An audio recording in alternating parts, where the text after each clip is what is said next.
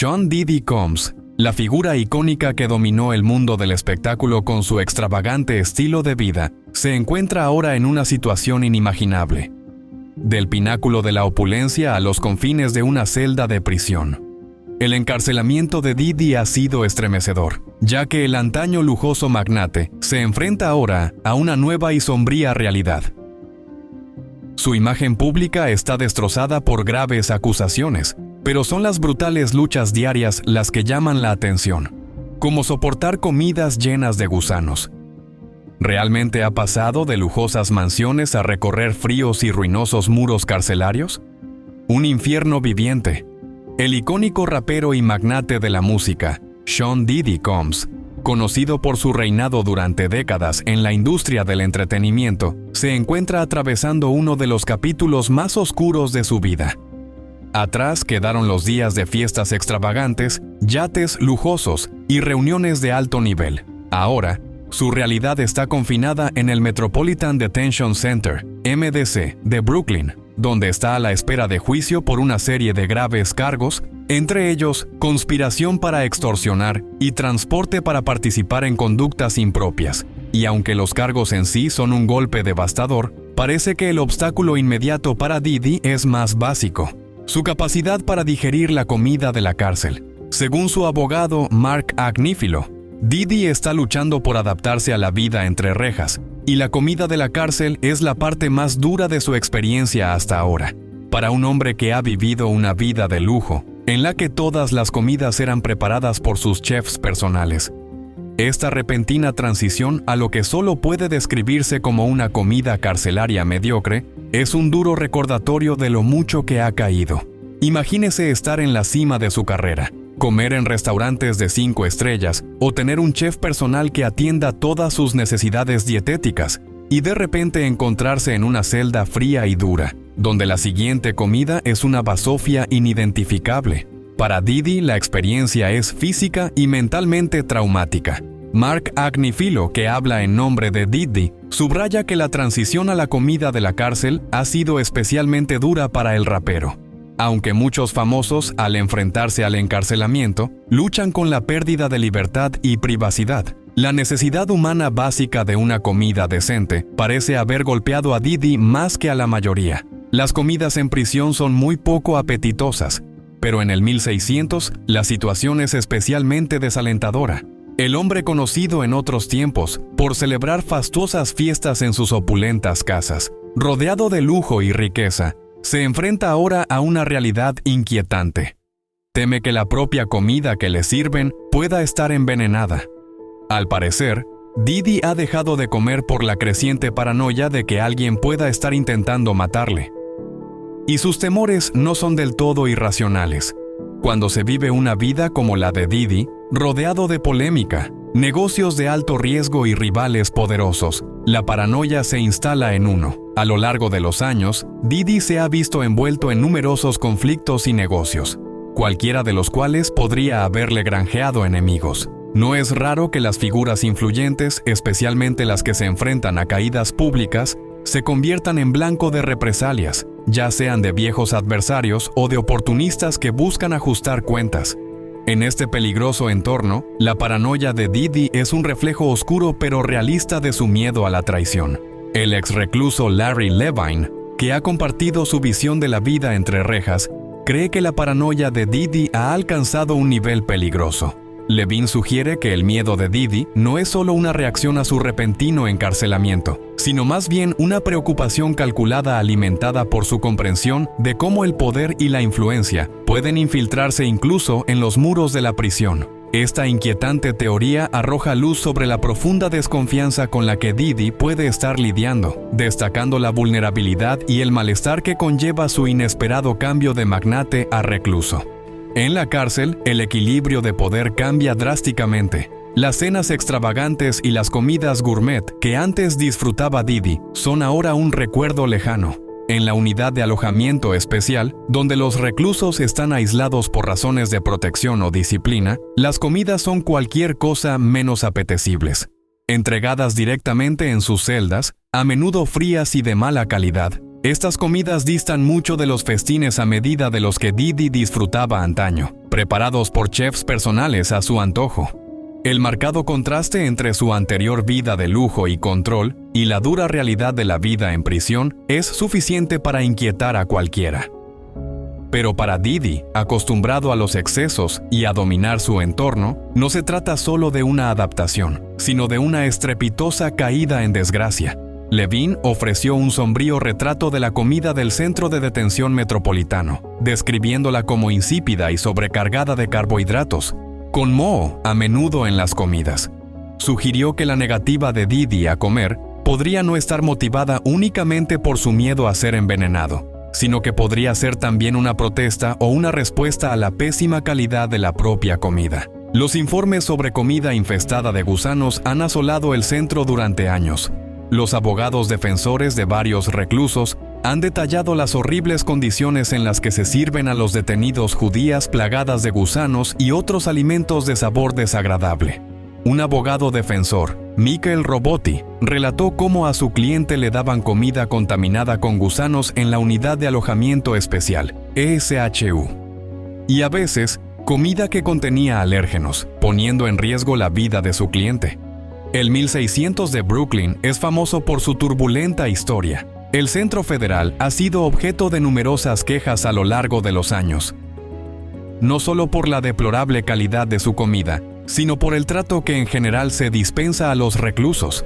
Construida para albergar a algunos de los reclusos de más alto perfil del país, la prisión ha alojado a una serie de personajes notorios, desde mafiosos a delincuentes de guante blanco. Pero independientemente de la fama o la fortuna, una vez dentro de sus muros, los reclusos están sometidos a las mismas condiciones de miseria. La prisión situada en Sunset Park ha sido criticada durante mucho tiempo por sus infraestructuras en ruinas, la falta de higiene básica y el hacinamiento de sus celdas. En repetidas ocasiones se ha denunciado que a los reclusos se les niega una atención médica adecuada, soportan temperaturas bajo cero durante los meses de invierno y sufren un trato brutal a manos de los guardias. Y ahora, con el caso de Didi en los titulares, la atención vuelve a centrarse en las deficiencias del centro. Para Didi, su encarcelamiento viene acompañado de un escrutinio adicional. El rapero fue sometido a vigilancia por suicidio, un procedimiento habitual para los reclusos de alto perfil que ingresan en centros federales. Aunque algunos podrían interpretarlo como un signo de angustia mental, fuentes cercanas a la investigación han aclarado que se trata de una práctica habitual para personas del estatus de Didi y que no refleja necesariamente su estado mental actual. Además, Didi comparte su dormitorio nada menos que con el magnate de las criptomonedas Sam Bankman-Fried. El ex consejero delegado de FTX, condenado por estafar $8,000 millones a los inversores, cumple una condena de 25 años en el MDC desde el año pasado. La caída de Bankman-Fried fue tan meteórica como su ascenso, y ahora tanto él como Didi, dos hombres que en su día controlaron vastos imperios, se encuentran codo con codo en una de las cárceles más tristemente célebres del país, Infierno en la Tierra. Cuando se trata de las sórdidas entrañas del sistema penitenciario estadounidense, pocos lugares evocan tanto temor y desdén como el Centro de Detención Metropolitano de Brooklyn, MDC Brooklyn. Enclavado discretamente en una zona industrial del Paseo Marítimo de Brooklyn, puede que el MDC Brooklyn no tenga la extensión gótica de Alcatraz o la notoriedad medieval de Rikers Island, pero entre sus muros de hormigón, los horrores que se desarrollan podrían rivalizar con los de cualquiera de los centros de detención más famosos del mundo. Con una reputación tan sombría como subestimada, este centro de detención, destinado a servir de parada temporal para quienes esperan juicio, se ha convertido con el tiempo en sinónimo de brutalidad, negligencia y corrupción. El MDC de Brooklyn alberga a unos 1,200 reclusos, una cifra que, aunque aparentemente modesta, oculta el hacinamiento que ha asolado el centro en el pasado. Es un lugar donde los acusados en prisión preventiva, muchos de los cuales aún no han sido condenados por ningún delito, son sometidos a condiciones que podrían describirse como poco menos que bárbaras. Sin embargo, el 1600 de Brooklyn ha albergado su buena parte de reclusos infames, lo que ha atraído una mayor atención sobre el centro. Uno de sus residentes más notorios fue R. Kelly, la estrella de R&B condenada por cargos federales de mala conducta, que en última instancia dio lugar a una sentencia de 30 años de prisión en 2022. Durante su estancia en el 1960 de Brooklyn, la batalla legal de Kelly estuvo sometida a un intenso escrutinio mediático, y el público siguió de cerca cada giro de su caso. A pesar de su condición de celebridad, los informes indicaban que Kelly soportó las mismas duras condiciones que los demás reclusos.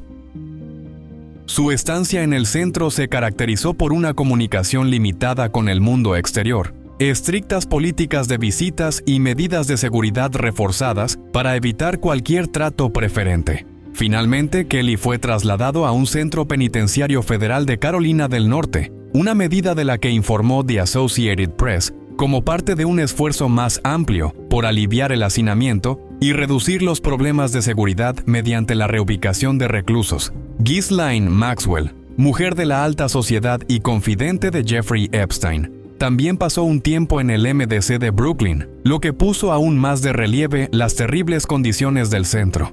El juicio y la posterior condena de Maxwell se convirtieron en noticia internacional debido a su papel en la infame operación de corrupción de Epstein. Su detención atrajo una considerable atención pública y de los medios de comunicación, y su trato fue objeto de constante escrutinio. Maxwell fue mantenida en aislamiento por su seguridad, una práctica habitual para los reclusos de alto perfil, pero su equipo legal planteó con frecuencia preocupaciones sobre su bienestar. Denunciaron alimentación inadecuada, privación de sueño y vigilancia constante, argumentando que estas condiciones obstaculizaban su capacidad para preparar una defensa eficaz.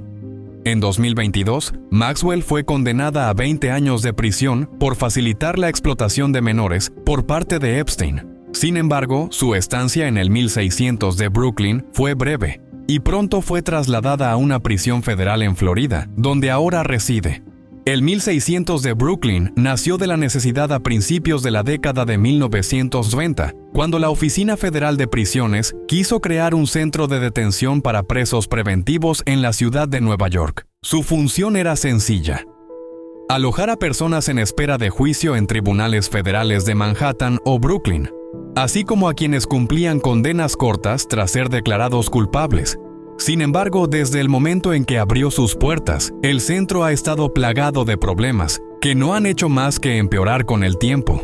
La cárcel es el último centro federal que queda en pie en la ciudad de Nueva York, tras el cierre del infame Metropolitan Correctional Center, MCC, de Manhattan en 2021, una decisión motivada por el deterioro de las infraestructuras y las pésimas condiciones del 1300. Ahora, el 1600 de Brooklyn se encuentra solo en la ciudad más grande de Estados Unidos, y en lugar de aprender de los errores de su homólogo, la cárcel parece haberlos adoptado. Aunque nadie espera que una cárcel sea un lugar cómodo, los detenidos del 1600 de Brooklyn se apresuran a señalar que las condiciones que se ven obligados a soportar van más allá de lo que podría considerarse humano.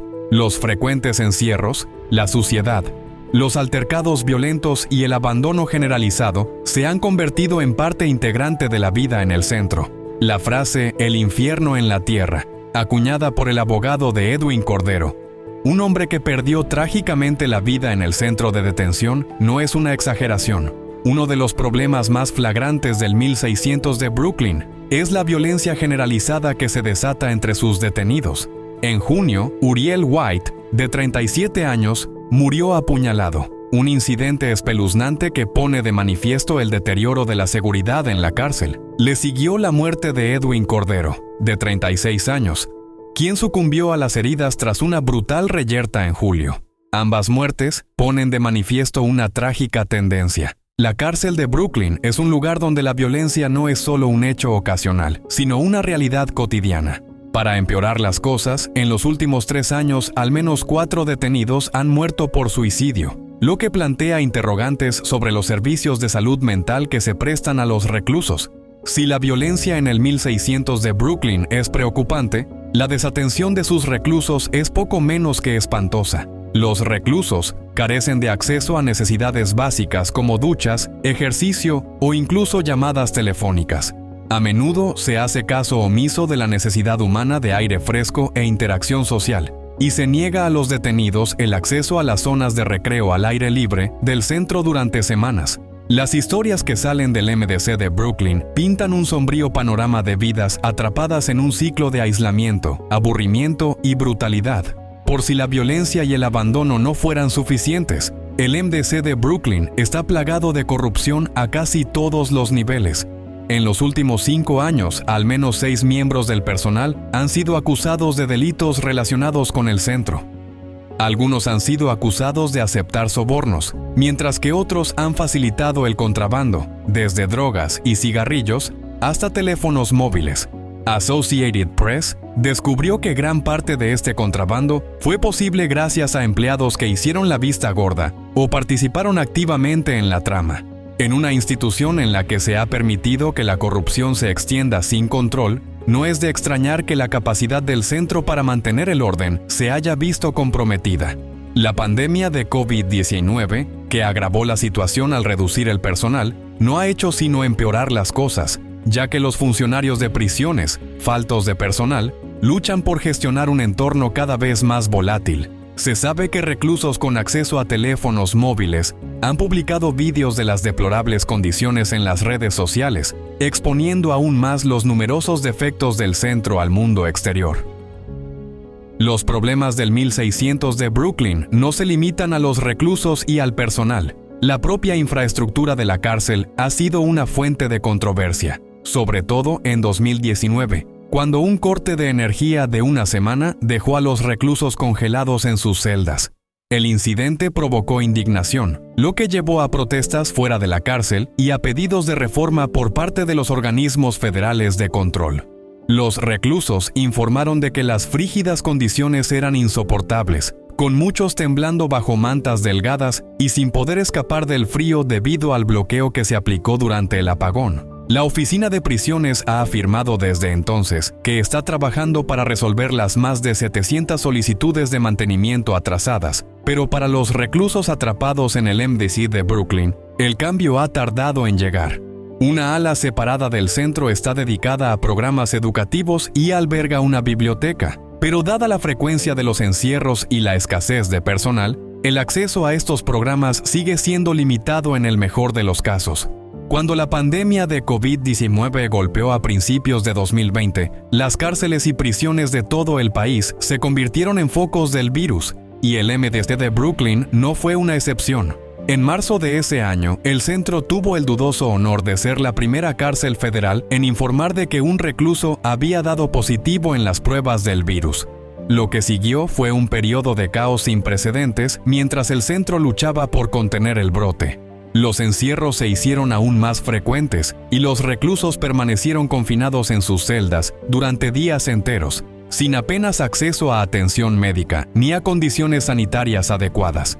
Mientras tanto, el personal, ya de por sí sobrecargado, se vio aún más desbordado y muchos funcionarios declararon estar enfermos o renunciaron. El centro, que ya funcionaba al 55% de su capacidad, estaba al borde del colapso. Aunque la pandemia acabó remitiendo, los problemas que puso de manifiesto en el 1600 de Brooklyn persisten. Para muchos reclusos, el aislamiento, el miedo y el abandono que sufrieron durante esos meses no fueron más que una prolongación de la miseria que ya venían padeciendo. En respuesta a las crecientes críticas, la Oficina Federal de Prisiones ha hecho varias promesas para reformar el MDC Brooklyn. En un comunicado emitido por la agencia, se menciona que un equipo interno está trabajando para abordar la dotación de personal y otros problemas del centro. Se han puesto en marcha planes para añadir personal correccional y médico permanente, y se está trabajando para resolver la montaña de solicitudes de mantenimiento. Sin embargo, para los reclusos que languidecen en el MDC de Brooklyn, estas promesas parecen poco más que palabrería. Las muertes, la violencia y el abandono, todo sigue igual, y hay una sensación generalizada de que el propio sistema no tiene arreglo. Algunos jueces se han negado a enviar a los acusados al MDC de Brooklyn, alegando las terribles condiciones y planteando problemas constitucionales. La detención de Sean Combs, una de las figuras más reconocidas de la industria de la música y el entretenimiento, el 16 de septiembre de 2024, causó conmoción no solo en el mundo del hip hop, sino en todo el panorama de la cultura de los famosos.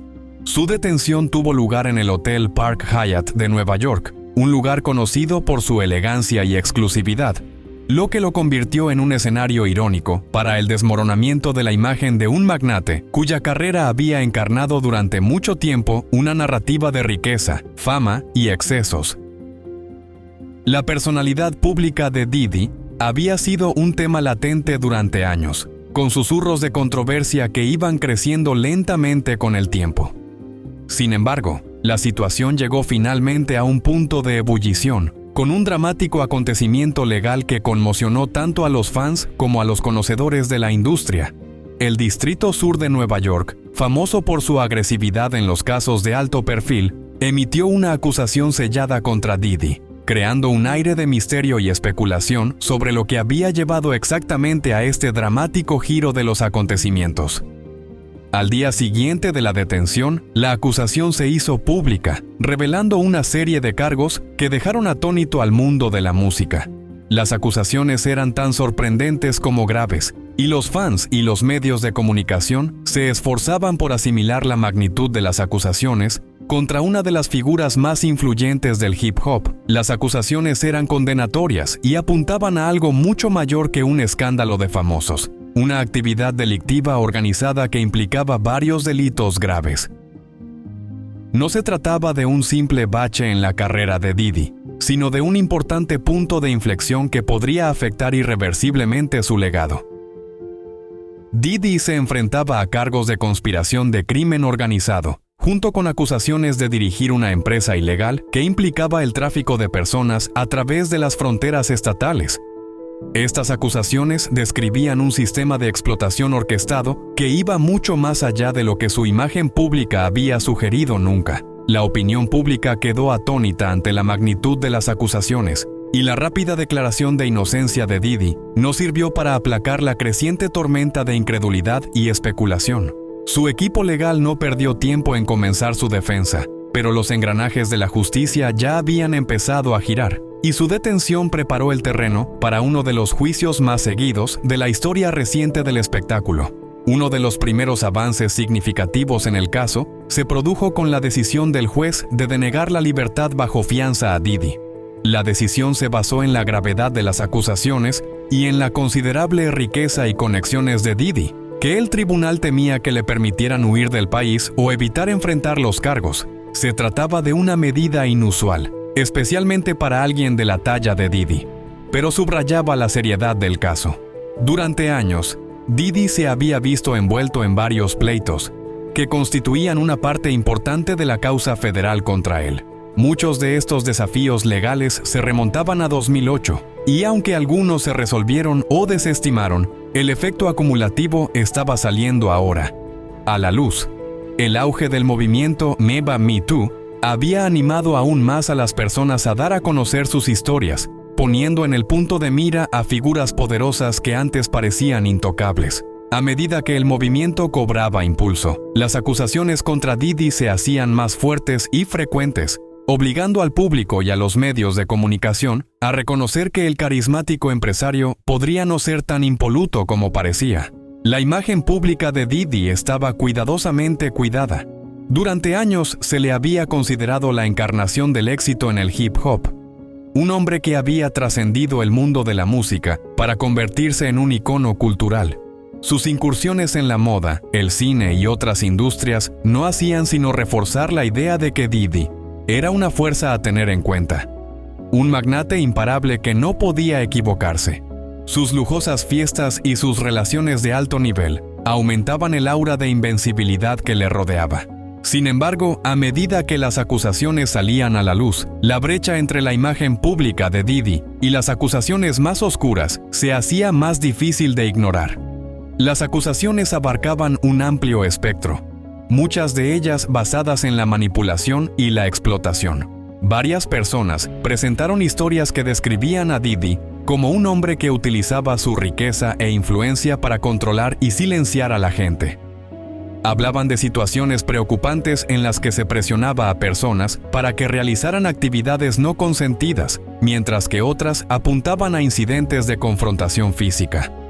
Con el tiempo, lo que al principio parecían incidentes aislados, empezaron a formar un patrón inquietante que sugería que el comportamiento de Didi no era un error puntual, sino parte de un problema mayor.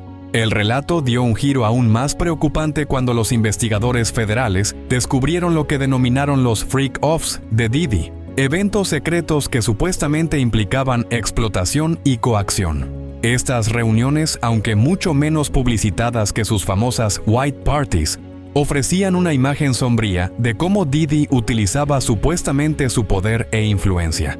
Las White Parties eran emblemáticas del estatus de Didi. Lujosas reuniones a las que asistían famosos y que se celebraban en lugares exclusivos como los Hamptons. Sin embargo, estas reuniones privadas, fuera del radar, eran al parecer mucho más oscuras, y según los documentos judiciales, desempeñaron un papel importante en los cargos federales presentados contra él. Durante años, el público vio las White Parties de Didi como eventos glamurosos y exclusivos, en los que se codeaban celebridades de todo tipo. En la lista de invitados figuraban personajes de la alta sociedad como Leonardo DiCaprio, Paris Hilton y Martha Stewart. Estas fiestas simbolizaban el ascenso de Didi desde las duras calles de Harlem hasta la cúspide de la élite cultural estadounidense. El código de vestimenta totalmente blanco se convirtió en un icono y sirvió como representación visual de su capacidad para mezclar la alta costura con la cultura hip hop, uniendo mundos que hasta entonces habían estado separados. Entre bastidores, sin embargo, la investigación del FBI reveló que las reuniones secretas de Didi distaban mucho de ser los deslumbrantes espectáculos que el público conocía. Estos eventos, conocidos internamente como freak-offs, eran, según la acusación federal, asuntos cuidadosamente orquestados en los que supuestamente se explotaba a individuos bajo la supervisión de Didi. Las pruebas apuntaban a un sistema bien engrasado, con personas del círculo de Didi que ayudaban a facilitar estas reuniones, organizando todo, desde el transporte hasta los pagos. A medida que salían a la luz los detalles de estos sucesos, se dibujaba un panorama inquietante de cómo operaba Didi. Según los testimonios, las personas se veían obligadas a participar en actividades a las que no daban su consentimiento, a menudo bajo los efectos de sustancias que mermaban su capacidad para tomar decisiones. Algunos supervivientes describieron la experiencia como una en la que se sentían atrapados, aislados e impotentes, rodeados de personas leales a Didi que se aseguraban de que no hubiera escapatoria.